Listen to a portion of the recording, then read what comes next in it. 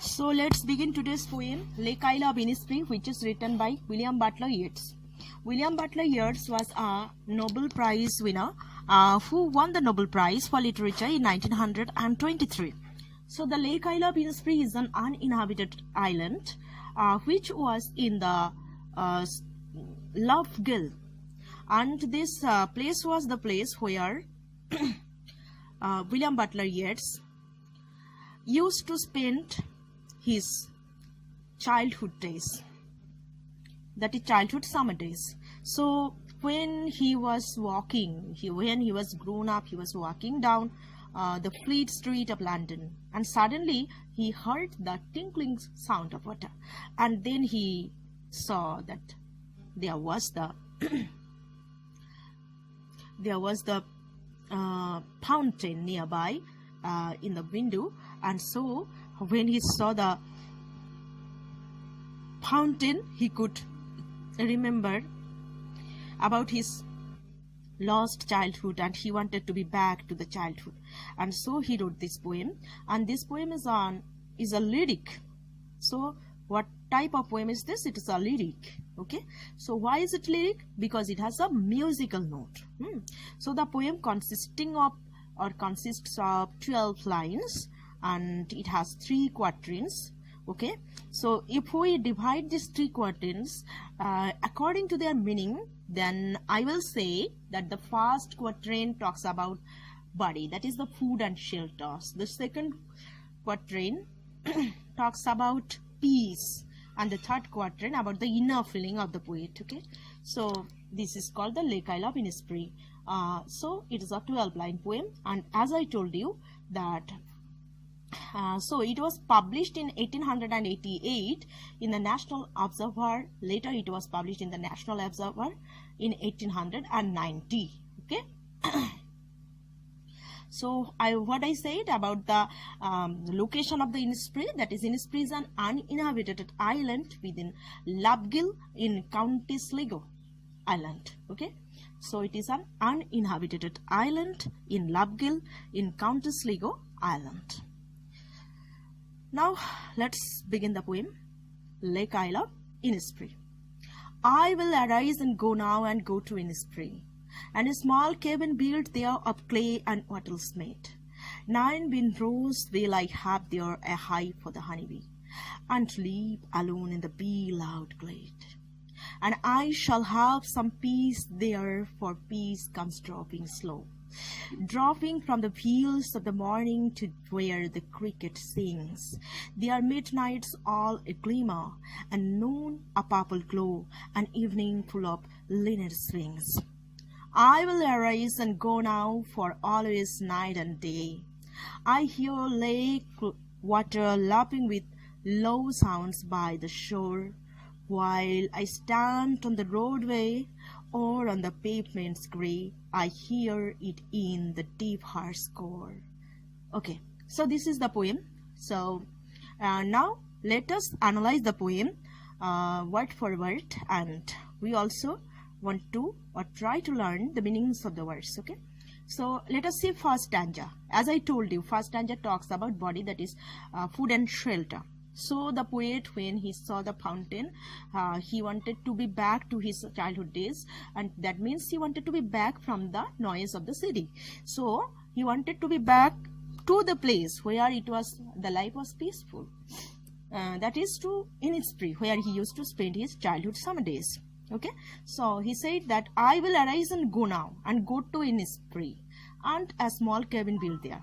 So the poet wanted to build a small cabin. Why? Because he had to have a shelter there in order to stay, right?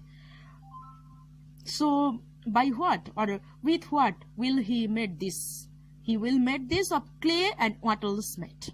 So what is clay? You know clay, but wattle is the twisted stick which is used to make fence or wall. Twisted stick, maybe these are the sticks of iron. These are used to make walls or fences. So with these things he will make his cabin. So if I ask you, with what will he make his cabin, you have to say that he will make his cabin with clay and wattles. and this will give him shelter, right? And then he must have to think about food if he stays there. So he said, 9 bean rows will I have there, a hive for the honeybee. So what he will grow there? He will grow 9 rows of beans. Okay, and also there will be hive. So hive is the place where the bees stay. So for the honeybee, okay, so there will be a honeybee hive, and from which he will get honey, and with this he will satiate his hunger. Okay, and live alone in the bee loud glade. So what do you mean by bee loud glade? So glade means the open space. So why is it bee loud? Because if there is bee, there would be the buzzing of the bees. So the buzzing of the bees are naturally loud. So it is called bee loud glade. So I hope you have understood the first stanza. Now let us go to the second stanza. And I shall have some peace there, for peace comes dropping slow. Now the poet talks about peace, right, in the second stanza. And he said that there he will have peace. And peace comes dropping slow. That means peace does not come quickly. It comes slowly, okay? Dropping from the hills of the morning to where the cricket sings. So it comes from the hills of the morning, because the hills of the morning means, you know that when it is morning, the morning is covered with frost. It is, if the morning is frosty, then it seems that the morning has worn a veil, right? So you know what is veil? Veil is the cover which is naturally or which is commonly used by girls or women, right? So the frosty morning looks like that it has worn a veil. So the poet says that dropping from the veils of the morning. So peace comes from where, according to the poet? So it comes from the veil covered morning to where the cricket sings. And how is the morning? It is frosty and it is full of the song of the cricket. You know what is cricket? Cricket is an insect, and the male crickets make the buzzing sound or the sounds, okay, the chirping sound. Their midnights all glimmer. So midnight will be glimmer, that is midnight will be shining, and noon a purple glow.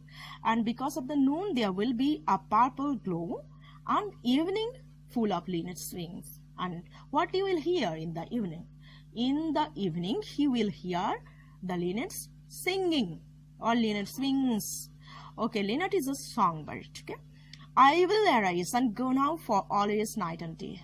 So this is the third stanza and also the last stanza, where the poet says that he will arise and go for always night and day. Night and day means always. Okay, I hear lake water lapping with low sound by the shore, and he will go there and he will hear that the water laps the shore with its sound or low sound, while I stand on the roadway or on the pavement gray. So, and he will be there on the roadway or on the pavement gray. I hear it in the deep heart score. Heart score means the innermost part of the heart, and from the innermost part of the heart he could hear the, what he will hear? Hear the sound of the shore, hear the low sound of the water of the lake. Okay, so this was the poem. So if we summarize it totally, how will it be? That in the first stanza the poet says that he will be back to Innisfree, and where he will make a cabin of clay and wattles, and he will grow there 9 rows of beans, and will have their hive of honey for honeybee for the honey, and also he will hear the he will be there alone with the buzzing sound of the bees in the glade. Okay, in the second stanza he says that he will have their peace. And how will peace come there? Peace comes there slowly, and in the morning when the morning will be frosty, he will have peace by the song of the cricket. In the midnight, he will have peace by the shining. And in the noon, or at the noon, he will have peace by the purple glow. And in the evening, he will have peace with the linnet's wings. In the third stanza, he say that he will go there for always. And he will see there that the water laps over the shore with a low sound which he can hear on the roadway and or on the grey pavement. And this will also be rung in his heart or in the innermost part of his heart. Okay, so this is the poem. I hope you have understood the poem. So here you see that there are some meanings of the words which I have already discussed, like Innisfree, which is an uninhabited island near the coast of island. So it is in the Lovegill, as I told you, or County Sligo.